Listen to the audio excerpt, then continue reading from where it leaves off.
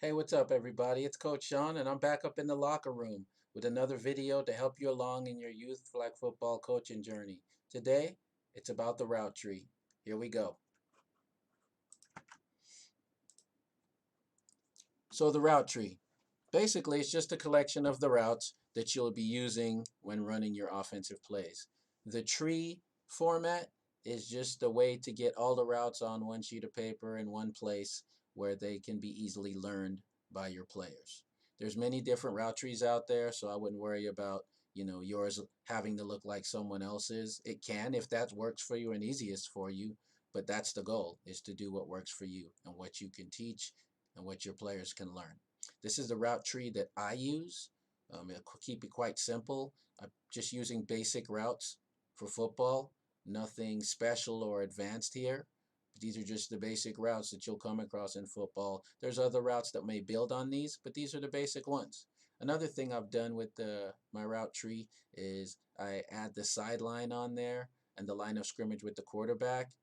This I do to help use as keys for players to learn the difference between in/inside and out or outside. So the sideline, that's out. Anything towards the sideline is out or the outside. So that's where we have there. And then for the line of scrimmage where the quarterback is, that's where the ball is usually snapped. So that is inside. So anytime we're talking about in or inside, that's going to be moving towards the quarterback from that standpoint. So those are the keys to help learn the difference between in and outside. So here we go. There's a wheel route. The receiver is going to start at the line of scrimmage, turn directly to the outside towards the sideline, and sprint towards the sideline. As they approach the sideline, they will bend upfield and continue sprinting up the field. Then there's the slant route. I like to use a two-step slant in flag football. So the receiver will take 2 steps, and on the second step, they'll cut sharply inside towards the quarterback, sprinting across the field and staying on that path that they started on the whole way through. Then we have the hitch or the comeback route. The receiver sprints to the designated point at which they will turn to the outside or the sideline and then cut, working back towards the line of scrimmage in this case. And you noticed I said cut back. That's where that comeback is, because they're coming back towards the quarterback, coming back towards the line of scrimmage.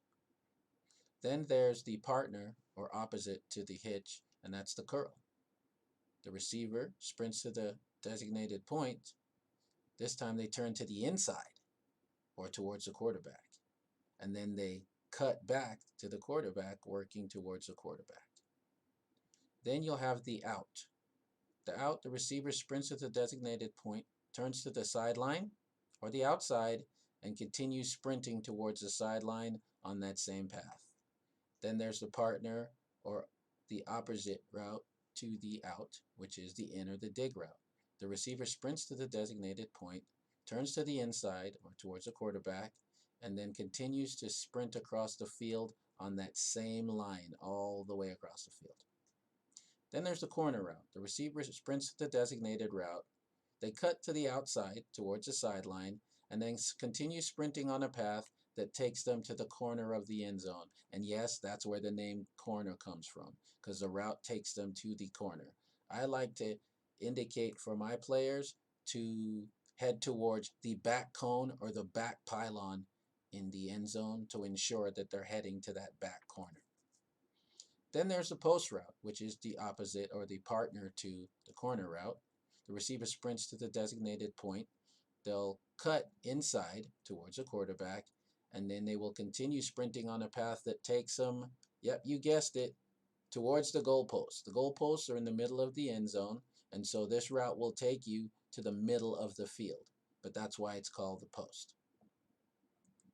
Lastly, the one that everybody probably knows and is most familiar with, even if you don't know much about football, and that's the go, the flyer, the streak route.